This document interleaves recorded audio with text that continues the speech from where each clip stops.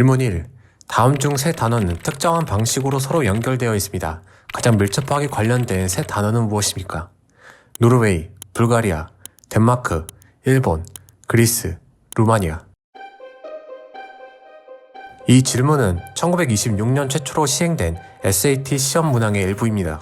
315개의 문항을 한 문제에 약 18.4초 간격으로 풀어야 했던 이 시험에 응시한 지원자는 미국 전체 대학 입시생 중 극소수에 불과한 8,040명뿐이었습니다. 그러나 약 100년이 지난 2022년 미국 대학 입시생 중 170만 명이 SAT를 한 번 이상 응시했으며 팬데믹으로 응시자 수가 잠시 하락했었지만 여전히 입시생이 대학교에 입학하기 위한 방법 중 하나로 가장 대중적으로 널리 알려진 시험으로 성장했습니다. 하지만 역설적이게도 SAT는 지난 수십 년간 많은 비판도 함께 받아왔습니다. 대표적으로 소득에 따른 불평등에 대한 문제입니다. 뉴욕타임즈는 고득점자들을 소득 단위로 계산해본 결과 소득이 높을수록 SAT에서 높은 점수를 받을 가능성이 최대 7배 더 높은 것으로 분석했습니다. 그리고 상위 1%의 자녀들은 최대 13배로 더 높은 차이를 보여줬다고 밝혀 불평등을 조장한다고 보도했으며 이는 포브스, 월스트리트저널, 애틀랜틱 등 대부분의 언론에서 다루고 있는 문제입니다. 그러나 더 위크가 표준화된 시험이 존재하지 않을 경우 학생들이 느끼는 부담감은 더 커질 것이라고 밝힌 것처럼 무언가 기준이 되는 조건이 없다면 많은 대학들은 스스로 기준을 세워야 하며 대학 입시를 준비하는 미국의 고등학생들은 대학교마다 진행하는 시험을 준비해야 할 수도 있습니다. SAT를 주최하는 비영리 기업인 칼리지 보드는 대학에서 필요한 기술, 즉 학교에서 배운 문제를 얼마나 잘 분석하고 해결하는지를 평가한다고 주장하고 있습니다. 이 시험에 대한 본질적인 질문이 필요합니다. 그렇다면 이 불규칙한 무수히 많은 단어 나열이 대학에서 필요한 기술과 무슨 관련이 있었던 걸까요? 정확히 SAT는 무엇을 측정하기 위한 시스템인가요? 1905년 저명한 우생학 지지자이자 심리학자 중 한 명이었던 스탠포드대 교수 루이스 터먼은 사람들이 태어나서부터 타고난 지능지수, 즉 IQ를 측정할 수 있다고 믿었습니다. 그래서 그는 프랑스 심리학자 알프레드 비네가 개발한 테스트를 IQ 테스트용으로 발전시켰으며 사람마다 타고난 능력에 따라 그에 맞는 교육을 할 수 있었다고 믿었습니다. 이 테스트는 숫자의 기호를 부여했을 때 해독할 수 있는지 미로를 탐색하고 도형의 연관성을 찾았으며 그림에서 누락된 곳을 해석하고 문장의 빈칸을 채우는 시험을 통해 IQ를 측정할 수 있다고 생각했습니다. 심리학자이자 신병심리검사위원회 위원장이었던 하버드대 교수 로버트 예르케스는 같은 미국 심리학회 회원이었던 터먼 교수가 개발한 이 IQ 테스트용 시험을 1차 세계대전에서 미군에서 실시된 최초의 그룹 테스트인 육군 IQ 테스트용으로 채택했으며 약 200만 명가량의 병사들에게 실시했습니다. 그리고 이 사람이 등장합니다. 그는 칼 브리검이라는 미국 심리학자로 미 육군에서 실시한 IQ 테스트로 쌓인 방대한 양의 데이터를 통해 미국인 지성에 관한 연구 보고서를 작성했습니다.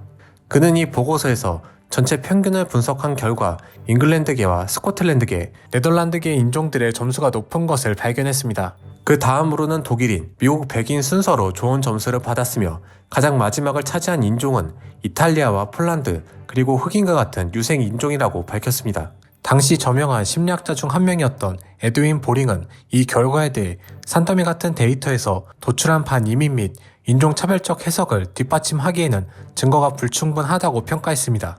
하지만 칼 브리검은 이 결과에 대해 이렇게 작성했습니다. 오늘날 미국은 유럽 국가가 직면한 것보다 훨씬 더 심각한 인종 혼합 가능성을 우려해야 한다. 왜냐하면 미국은 흑인을 미국 인종에 포함시키고 있는 반면 모든 유럽은 이러한 오염으로부터 비교적 자유롭기 때문입니다 라고 말이죠. 또한 북유럽 그룹이 알파인, 지중해, 흑인 그룹에 비해 지적 우월성이 뛰어나다는 것을 입증한 테스트 결과라고 주장했습니다. 그의 보고서는 당시 미국과 독일 등에서 유행했던 유사과학인 우생학의 영향을 받았던 결과였으며 칼 브리검을 비롯 로버트 예르케스, 루이스 터먼 등 많은 미국 학자들 역시 우생학을 지지한다고 알려진 학자들이었습니다. 그리고 그는 이 보고서를 토대로 기존의 시험을 한 단계 더 복잡하게 구성한 육군시험 2.0이라고 부를 수 있는 수학 적성시험, 줄여서 SAT 시험을 개발하게 됩니다. 적성은 말 그대로 타고난 능력과 재능을 뜻하는 말로 교육의 유무와는 상관없다는 말과 같습니다.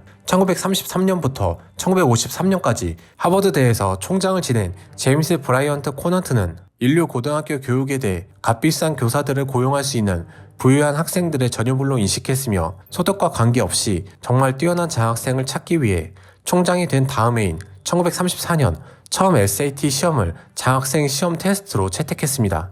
그는 SAT가 자연적으로 선택된 진정한 귀족을 찾을 것이라고 단언했죠. 그리고 1941년에는 모든 하버드대 지원자에게 SAT를 필수 조건 사항으로 추가했습니다.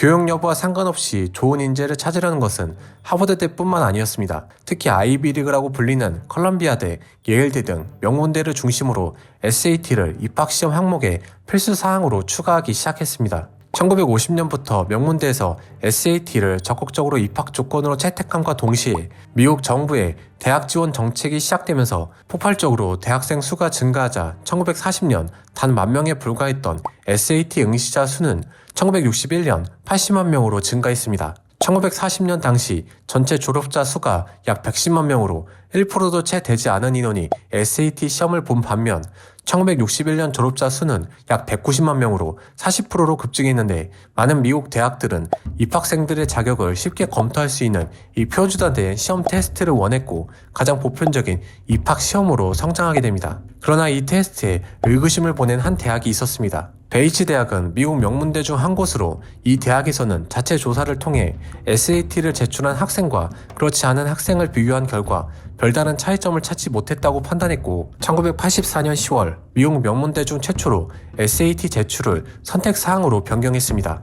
2014년 연구 보고서에서는 미국 주요 대학 33곳에 12만 명의 학생을 대상으로 조사한 결과 SAT 제출자와 비제출자가 미국 내신에 해당하는 GPA 점수 차이는 0.05점에 불과했으며 졸업률은 0.6% 차이 정도로 미세한 결과밖에 얻지 못했다고 결론지었으며 이 보고서는 대학들이 SAT를 버리는 결정적인 계기를 준 대표적 보고서가 됩니다. 이는 SAT가 미국 고등학교 시스템에서 찾지 못하는 인재를 찾을 것이라는 SAT의 초기 주장과는 전혀 다른 연구 결과들이었기 때문이었죠. 1980년대부터 시작된 SAT에 대한 본질적인 질문은 곧 경쟁 테스트 시스템인 ACT의 성장으로 이어지기 시작해 2016년 오히려 ACT 응시자 수가 늘어나는 결과로 이어졌습니다. SAT 존재에 대해 부정적 견해가 늘기 시작하자 SAT는 1990년 수학 적성 시험에서 수학 능력 평가 시험으로 이름을 변경하게 됩니다. 이는 이름처럼 SAT가 선천적 재능을 찾는 것이 아닌 학업 성취도에 대한 평가로 변경했다는 의미였습니다.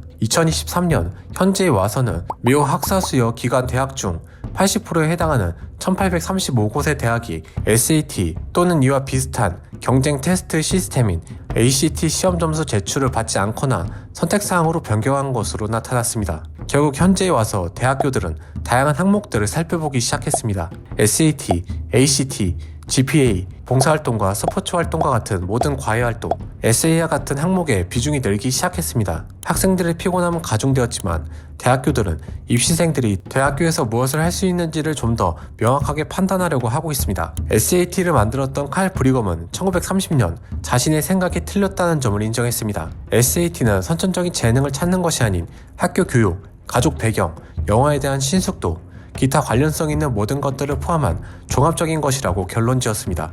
그러나 그의 보고서는 우생학 논쟁을 불러일으키는데 중요한 역할을 했습니다. 그리고 이 뜻모를 단어들의 나열은 칼 브리검이 후회한다고 해도 이미 그것을 입증하기 위한 도구에서 시작됐다는 점을 부정할 수는 없었습니다.